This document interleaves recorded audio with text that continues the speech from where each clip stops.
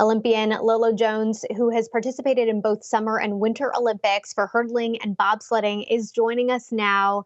Lolo, welcome to Cheddar. Thank you so much for joining us. Tell us more about your childhood and the unique challenges that helped you to become as successful as you are today. I grew up, in and out of poverty. Like poverty was the main staple of my childhood. My dad was in and out of prison. My mom was raising five kids, so it was quite difficult to navigate that. At one point, we were homeless, and I talked about that in my book. And I talked about how some of the things that were such a hindrance actually helped the foundation of me becoming an Olympic athlete. Like we didn't have a lot of money to afford a car. So we walked or ran everywhere, which essentially is what pivoted me into becoming a track and field runner and then going on to make my first Olympic team. So just navigating poverty, the rough childhood. I tell some funny stories in there. And I think it's, for the heavy subjects we talk about, we try to make it lighthearted at moments.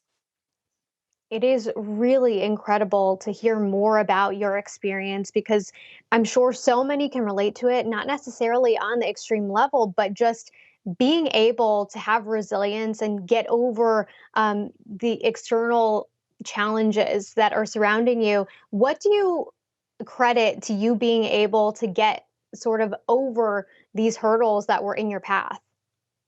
Well, when I named the book, so over it, a lot of people use as over it. Oh, I'm so frustrated. I'm over it, And at moments in my career, I was that frustrated, bitter person because I was coming up short in my goals. And so then I used those failures. I used the biggest losses in my career and were able to do things that act like record breaking things. And so what provided motivation for me was those failures, was those losses. And without those, I wouldn't be the person that broke the American record in 60-meter hurdles. I wouldn't be an athlete that was the first female hurdler to defend her world championship title. I wouldn't be one of the few athletes that has competed in the summer and winter games. And so I talk about those heartbreaking losses and how I absolutely had no gas in the tank and how I didn't want to be an athlete again and how, I was like, oh, well, it's just not going to happen for me. And then I used those to just go on and do other things that were just equally as great. And so I hope the book inspires people who are running low on motivation and inspiration. And I hope it gives them energy to press forward for their goals and dreams.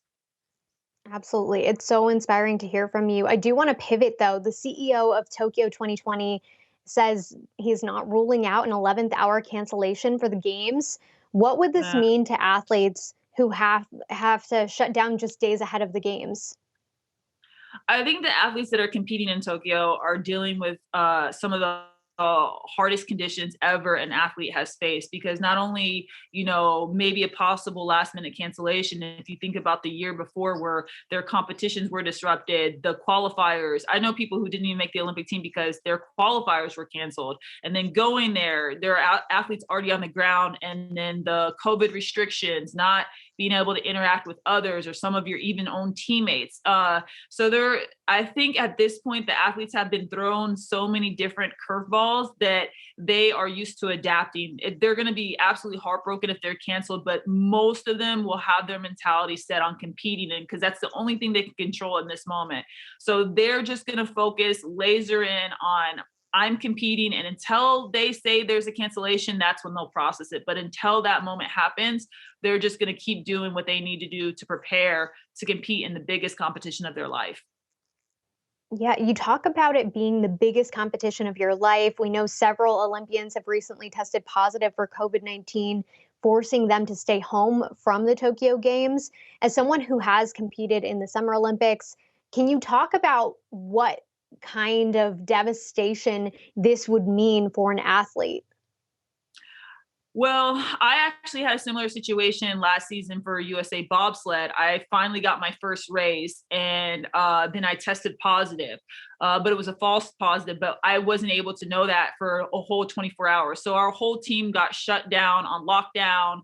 I felt like my only opportunity was ripped away.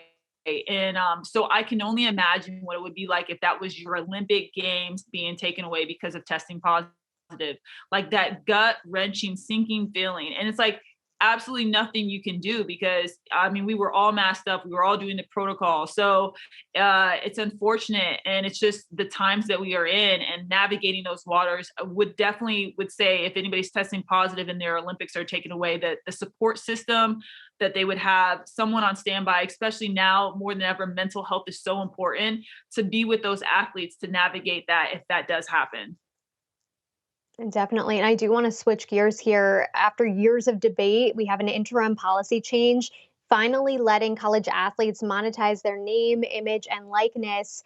What do you think about the change, and how would it have impacted your experience during your time at LSU? I think the change is amazing, especially for female sports. What you're seeing is there's so many athletes, especially with social media. They're coming out of college with really big numbers on social media, which means they can start earning ad revenue from that, and they were capped before. So I know there's a collegiate gymnast that has like over 1 million followers on TikTok, and so she can gain powerful money from that. How it would have affected me? No, because social media wasn't relevant when I was competing in college. It was just getting started after I finished college. But social media has changed my life. Ad revenues are some of the only reasons I've been able to compete on Olympic teams, is because that's how I would get sponsorships. So I think it's a good thing. I think it will create visibility for other female sports, because once you have companies backing you, they're going to as well promote you. And so I think it's really an amazing thing. And I hope the athletes take advantage of it. Love hearing your perspective on that because things have changed so much with social media. I do also want to ask you, you're training for the 2022 Olympics. How is training going? And should there, I mean, fingers crossed there isn't, but should there be a situation like we're seeing in Tokyo, what would you like to see the games do? In what regards to the situation in Tokyo, the COVID protocols, or anything Yeah, I else? think the situation during this pandemic, just the rise in cases in the region. Yeah, so training's going really good. We're about 2 weeks out from starting our USA bobsled push championships. And yeah, we're actually just all the winter athletes that are potential Winter Olympic hopefuls. We're curious. We have a very good eye on the Summer Olympics, trying to get feedback from the athletes that are on the ground to prepare us for our mental state when we would go to Beijing, China, and compete. And so we're quite nervous because we don't know what will happen. You know, anything can change. And especially with this, it's changed in one day, 1 week, 1 month. Like, so all we can do is focus on training and hope that things are turning around by the time we compete. Yeah, well, wishing you the best of luck and congratulations on the new book. Again, that's Olympic athlete Lolo Jones discussing her new book. It's Over It: How to Face Life's Hurdles with Grit, Hustle, and Grace.